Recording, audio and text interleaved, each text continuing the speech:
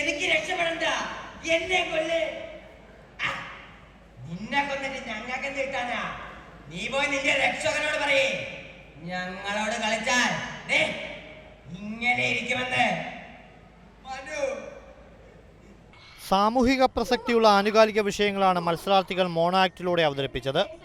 ട്രാൻസ്ജെൻഡറുകൾക്ക് സമൂഹത്തിൽ നേരിടേണ്ടി വരുന്ന ദുരനുഭവങ്ങളും വർഗീയതയും ഇന്ത്യയിലെ ഏറ്റവും വലിയ ഭീകരാക്രമണമായ പഹൽഗാം ആക്രമണവും റേറ്റിംഗിന് വേണ്ടിയുള്ള മാധ്യമ മത്സരങ്ങളും ലഹരിയും കുട്ടികൾക്ക് നേരെയുള്ള ആക്രമണങ്ങളുമെല്ലാം കാണികളുടെ മനസ്സിൽ തട്ടുന്ന വിധത്തിലാണ് മത്സരാർത്ഥികൾ അഭിനയിച്ച് പ്രതിഫലിപ്പിച്ചത്.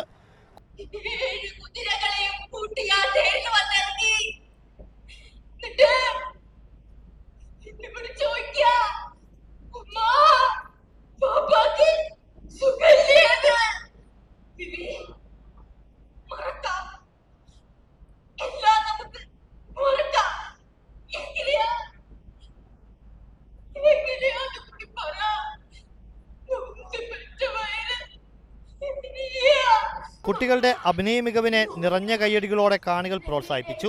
പ്രശസ്ത കലാകാരൻ കലാഭവൻ നൌഷാദ് പരിശീലിപ്പിച്ച 10 കുട്ടികൾ മോണോ ആക്ട് വേദിയിൽ മത്സരിച്ചതാണ് എടുത്തു പറയാവുന്ന പ്രത്യേകത. കാലിക പ്രസക്തിയുള്ള വ്യത്യസ്തങ്ങളായ വിഷയങ്ങളാണ് കലാഭവൻ നൌഷാദ് കുട്ടികളെ പരിശീലിപ്പിച്ചത്. ഇത്തവണ 10 പേരുണ്ട്. തിരുവനന്തപുരം, എറണാകുളം, പാലക്കാട്, മലപ്പുറം, വയനാട്, കണ്ണൂർ 6 ജില്ലകളിൽ നിന്നുണ്ടായി. ഒരു സ്റ്റേജിൽ 2 പേര് ഒരേ ഐറ്റം ചെയ്യാൻ പാടില്ല എന്ന് എനിക്ക് പണ്ടേ ഉള്ള നിർബന്ധമാണ്. അതെ, അത് ചിലപ്പോൾ ഇപ്പോൾ ഈ വർഷം വന്നിട്ടില്ല. മുൻ വർഷങ്ങളിൽ ആൺകുട്ടികൾ ചെയ്യുന്ന വിഷയം പിറ്റേ ദിവസത്തെ പെൺകുട്ടികളെ കൊണ്ട് ചെയ്യിക്കാറുണ്ട്. ആൺകുട്ടികളെ അപേക്ഷിച്ച് പെൺകുട്ടികളാണ് പുതിയ വിഷയങ്ങൾ അവതരിപ്പിച്ചത്. അഭിനയ മികവിലും പെൺകുട്ടികളായിരുന്നു മുന്നിൽ.